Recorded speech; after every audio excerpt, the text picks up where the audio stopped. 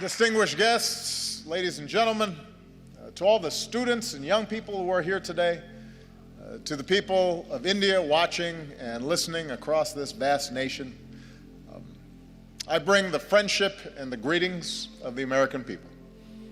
On behalf of myself and Michelle, thank you so much for welcoming us back to India. Bahut dhanyavad.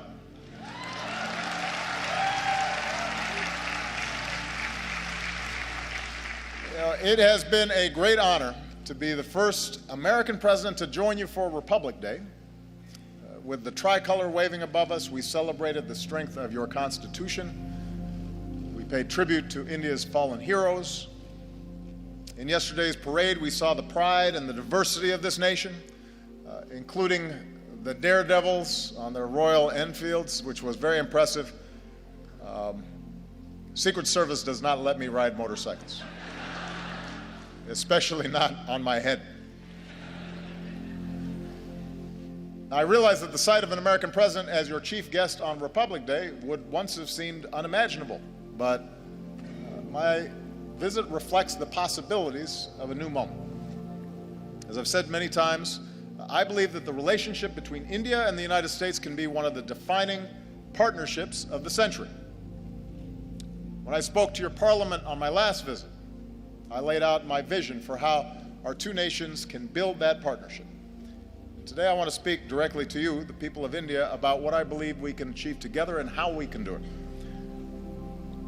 My commitment to a new chapter between our countries flows from the deep friendship between our people. Michelle and I have felt it ourselves. I recognized India with the first state visit of my presidency, where we also danced to some pretty good Bhangra. For the first time, we brought Diwali to the White House. On our last celebration here,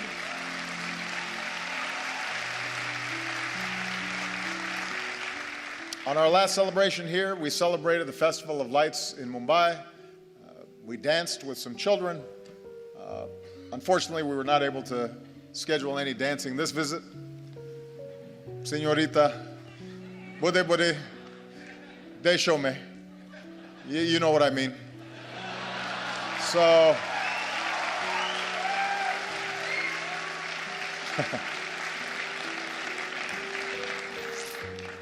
everybody said, by the way, how much better a dancer Michelle was than me, which hurt my feelings a little bit. On a more personal level, India represents an intersection of two men who've always inspired me. When Reverend Dr. Martin Luther King Jr. was protesting racial segregation in the United States, he said that his guiding light was Mahatma Gandhi. When Dr. King came to India, he said that being here in Gandhi's land reaffirmed his conviction that in the struggle for justice and human dignity, the most potent weapon of all is nonviolent resistance. And those two great souls are why we can gather here today, Indians and Americans, equal and free.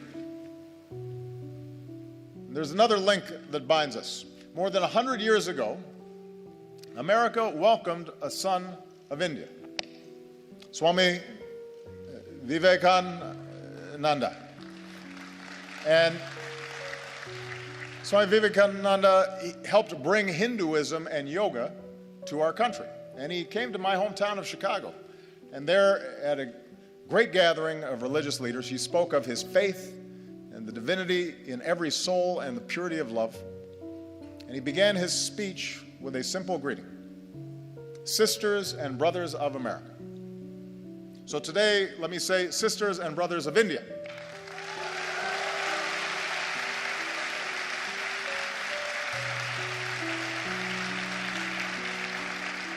My confidence in what our nations can achieve together is rooted in the values that we share.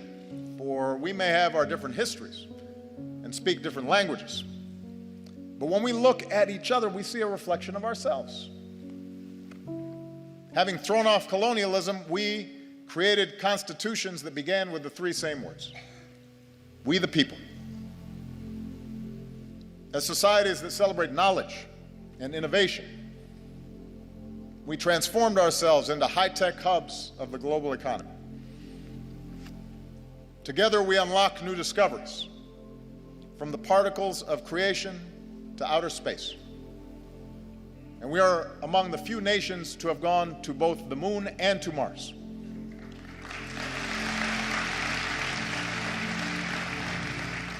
And here in India, this dynamism has resulted in a stunning achievement. You've lifted countless millions from poverty and built one of the world's largest middle classes. And nobody embodies this progress and this sense of possibility more than our young people. Empowered by technology, you are connecting and collaborating like never before on Facebook and WhatsApp and Twitter. And chances are you're talking to someone in America, your friends, or your cousins. The United States has the largest Indian diaspora in the world, including some 3 million proud Indian Americans.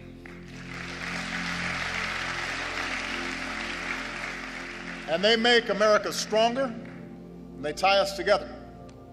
Bonds of family and friendship that allow us to share in each other's success. So for all these reasons, India and the United States are not just natural partners. I believe America can be India's best partner. I believe that.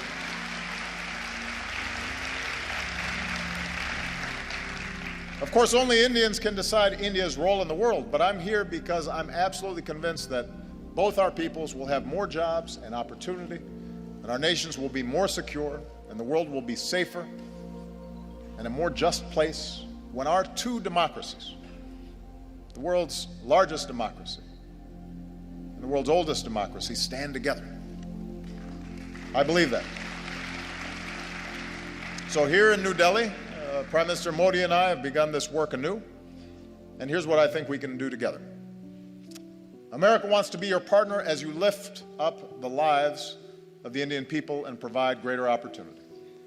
So working together, we're giving farmers new techniques and data, from our satellites to their cell phones, to increase yields and boost incomes.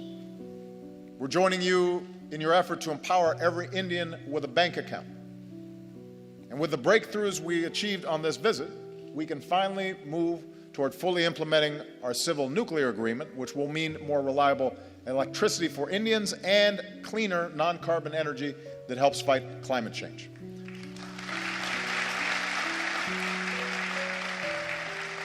And I don't have to describe for you what more electricity means.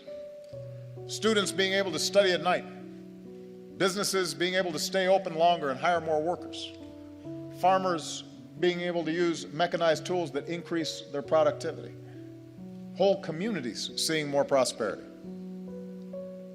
In recent years, India has lifted more people out of poverty than any other country. And now we have a historic opportunity, with India leading the way, to end the injustice of extreme poverty all around the world.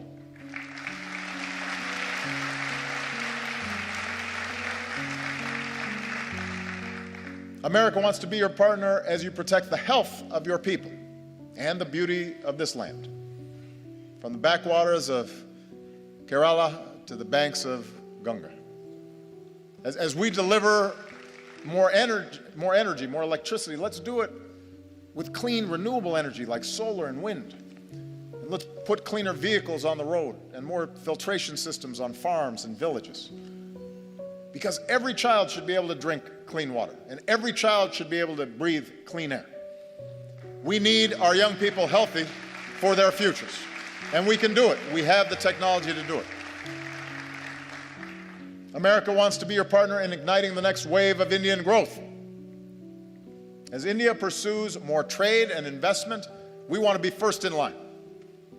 We're ready to join you in building new infrastructure, the roads and the airports, the ports, the bullet trains, to propel India into the future. We're ready to help design smart cities that serve citizens better, and we want to develop more advanced technologies with India as we do with our closest allies.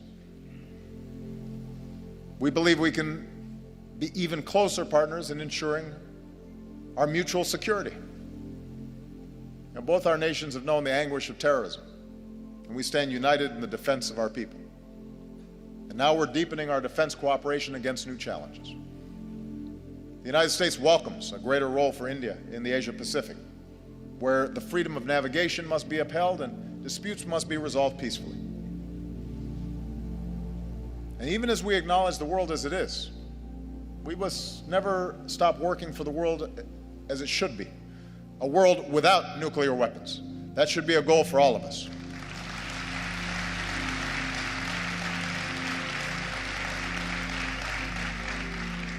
I believe if we're going to be true global partners, then our two nations must do more around the world together.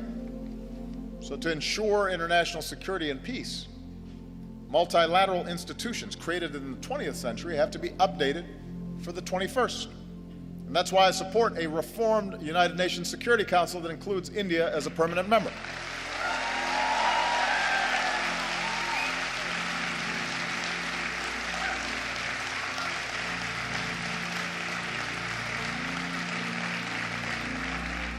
Of course, as I've said before, with power comes responsibility. In this region, India can play a positive role in helping countries forge a better future. From Burma to Sri Lanka, where today there's new hope for democracy. With your experience in elections, you can help other countries with theirs. With your expertise in science and medicine, India can do more around the world to fight disease and develop new vaccines, and help us end the moral outrage of even a single child dying from a preventable disease. Together, we can stand up against human trafficking and work to end the scourge of modern-day slavery.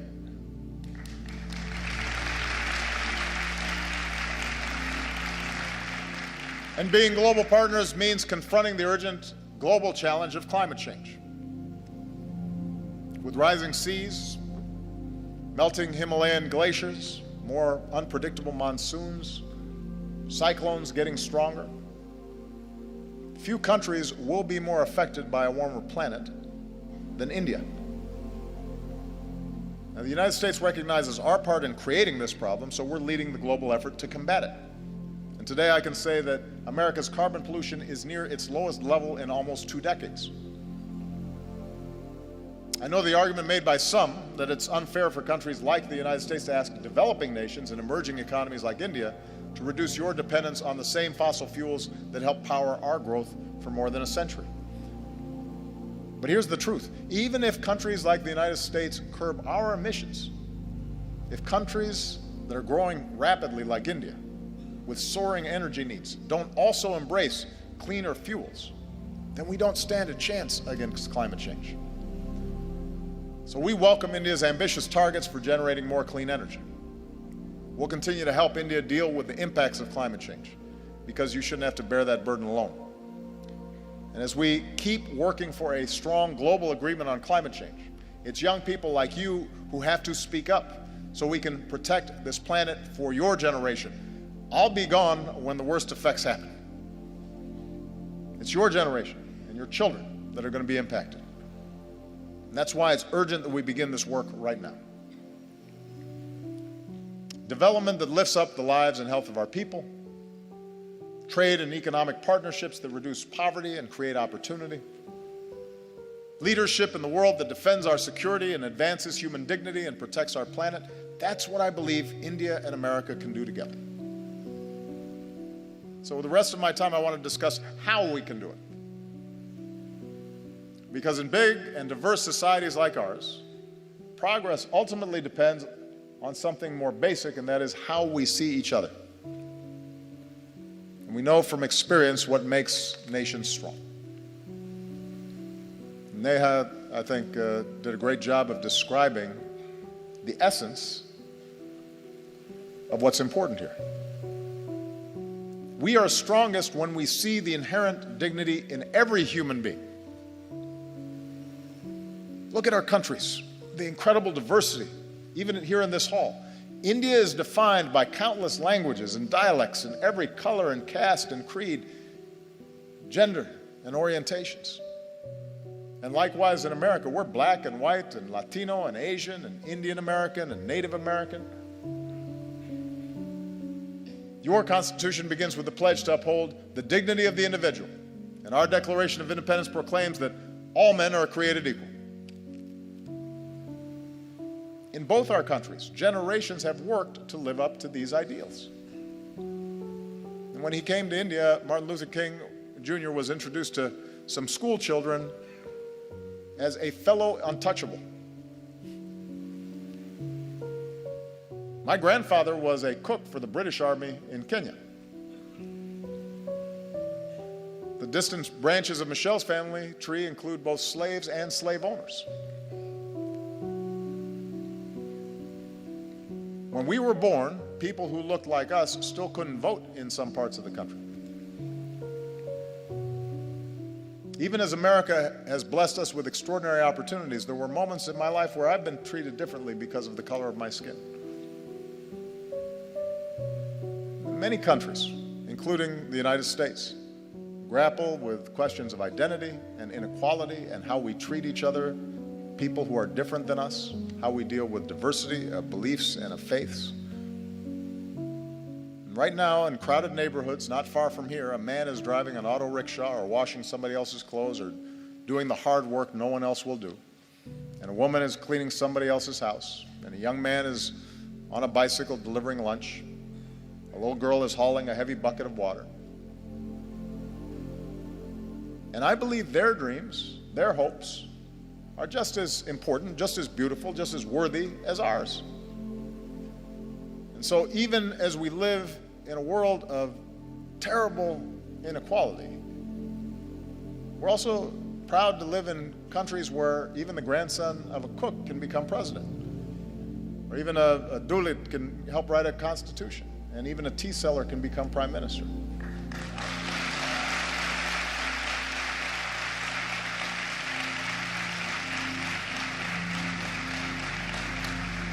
The point is that the aim of our work must be not to just have a few do well, but to have everybody have a chance. Everybody who's willing to work for it have the ability to dream big and then reach those dreams. Our nations are strongest when we uphold the equality of all our people, and that includes our women. Now, you may have noticed I am married to a very strong and talented woman. Michelle is not afraid to speak her mind or tell me when I'm wrong, which happens frequently. And we have two beautiful daughters, so I'm surrounded by smart, strong women. And in raising our girls, we've tried to instill in them basic values. A sense of compassion for others and respect for themselves and the confidence that they can go as far as their imaginations and abilities will carry them. And as part of Michelle's work as First Lady, she's met with women and girls around the world, including here in India, to let them know that America believes in them too. In the United States, we're still working to make sure that women and girls have all the opportunities they deserve and that they're treated equally. And we have some great role models, including here today, the former Speaker of our House of Representatives, Nancy Pelosi, who was the first woman Speaker of the House and my great partner.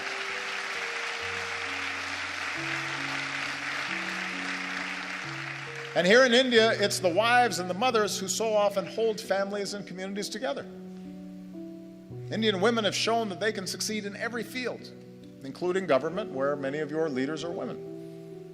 And the young women who are here today are part of a new generation that is making your voice heard and standing up and determined to play your part in India's progress. And here's what we know. We know from experience that nations are more successful when their women are successful. When girls go to school, this is one of the most direct measures of whether a nation is going to develop effectively is how it treats its women. When a girl goes to school, it doesn't just open up her young mind, it benefits all of us because maybe someday she'll start her own business or invent a new technology or cure a disease. And when women are able to work, families are healthier and communities are wealthier and entire countries are more prosperous. And when young women are educated, then their children are going to be well educated. and have more opportunity. So if nations really want to succeed in today's global economy, they can't simply ignore the talents of half their people. And as husbands and fathers and brothers, we have to step up, because every girl's life matters. Every daughter deserves the same chance as our sons. Every woman should be able to go about her day, to walk the streets or ride the bus and be safe and be treated with respect and dignity. She deserves that.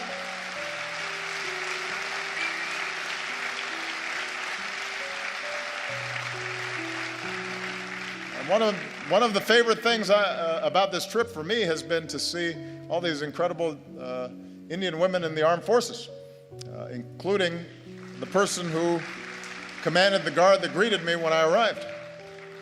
It's remarkable, and it's a sign of great strength and great progress.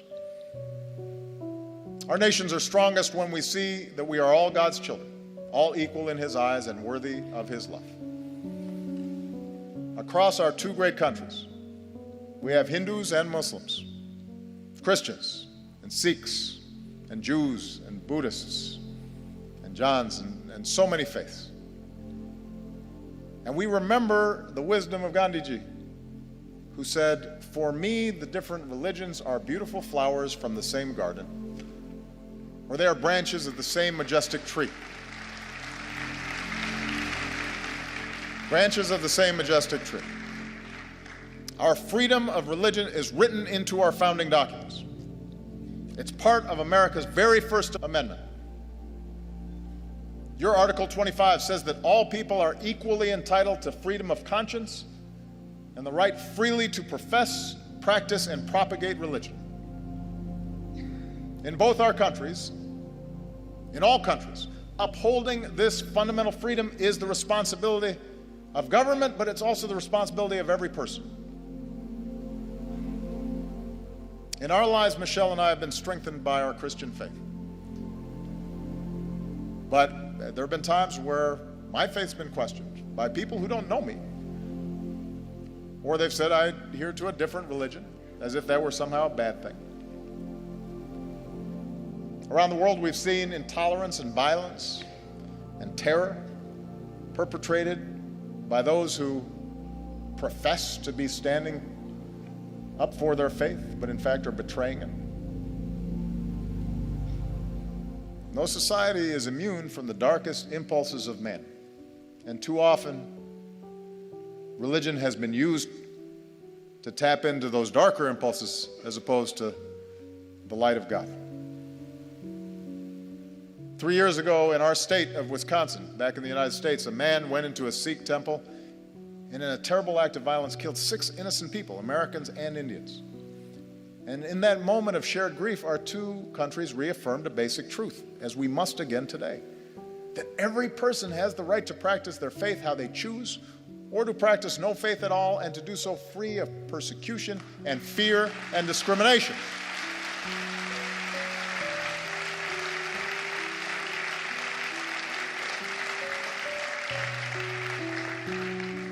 The peace we seek in the world begins in human hearts. And it finds its glorious expression when we look beyond any differences in religion or tribe and rejoice in the beauty of every soul. And nowhere is that more important than India. Nowhere is it going to be more necessary for that foundational value to be upheld. India will succeed so long as it is not splintered along the lines of religious faith, so long it's not splintered along any lines, and is unified as one nation. And it's when all Indians, whatever your faith, go to the movies and applaud actors like Shah Rukh Khan, and when you celebrate athletes like Milkha Singh or Mary Kom, and every Indian can take pride in the courage of a humanitarian who liberates boys and girls from forced labor and exploitation, who's here today, Kailash Satyarthi, our most recent winner of the Nobel Prize for Peace. So that's what unifies us. Do we act with compassion and empathy Are we measured by our efforts, by what Dr. King called the content of our character rather than the color of our skin or the manner in which we worship our God? In both our countries, in India and in America, our diversity is our strength, and we have to guard against any efforts to divide ourselves along sectarian lines or any other lines. And if we do that well, if America shows itself as an example of its diversity and yet the capacity to live together and work together in common effort, in common purpose, if India, as massive as it is, with so much diversity, so many differences, is able to continually affirm its democracy, that is an example for every other country on earth. That's what makes us world leaders. Not just the size of our economy or the number of weapons we have, but our ability to show the way in how we work together and how much respect we show each other. And finally, our nations are strongest when we empower our young people. Because ultimately, you're the one who has to break down these old stereotypes and these old barriers, these old ways of thinking. You know, prejudices and stereotypes and assumptions, those are what happens to old minds like mine. You know, I'm getting gray hair now. I was more youthful when I first started this office. And that's why young people are so important in these efforts. You know, here in India, most people are under 35 years old. And India is on track to become the world's most populous country. So young Indians like you aren't just going to define the future of this nation, you're going to shape the world. Like young people everywhere, you want to get an education and find a good job and make your mark, and it's not easy. But in our two countries, it's possible. Remember, Michelle and I don't come from wealthy backgrounds or famous families. Our families didn't have a lot of money. We did have parents and teachers and communities that cared about us, and with the help of scholarships and student loans, we were able to attend some of the best schools in the world. Without that education, we wouldn't be here today. So whether it's in America or here in India or around the world, we believe young people like you ought to have every chance to pursue your dreams as well. So as India builds new community colleges, we'll link you with our own, so more young people graduate with the skills and training to succeed. We'll increase collaborations between our colleges and universities and help create the next Indian Institute of Technology. We'll encourage young entrepreneurs who want to start a business. And we'll increase exchanges because I want more American students coming to India and more Indian students coming to America.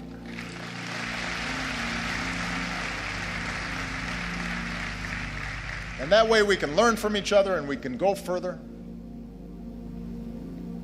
Because one other thing we have in common, Indians and Americans are some of the hardest working people on earth. And I've seen that. Michelle and I have seen that in a family here in India. I just want to tell you a quick story. On our last visit here, we visited Humayun's tomb. And while we were there, we met some of the laborers who are the backbone of this nation's progress. We met their children and their families as well. And some wonderful young children with bright smiles, sparks in their eyes. And one of the children we met was a boy named Vishal. And today Vishal is 16 years old, and he and his family live in South Delhi in the village of Murbun. This is Vishal. And his mother works hard in their modest home, and his sister is now in university. She wants to become a teacher. His brother is a construction worker earning his daily wage. And his father works as a stone layer farther away, but sends home what little he makes so Vishal can go to school. And Vishal loves math, and mostly he studies. And when he's not studying, he likes watching Kubudi. And he dreams of someday joining the Indian Armed Forces. And we're grateful that Vishal and his family joined us today. We're very proud of him because he's an example of the talent that's here. And then Vishal's dreams are as important as Malia and Sasha's dreams, our daughters. And we want him to have the same opportunities. Sisters and brothers of India. Now, we are not perfect countries, and we've known tragedy and we've known triumph.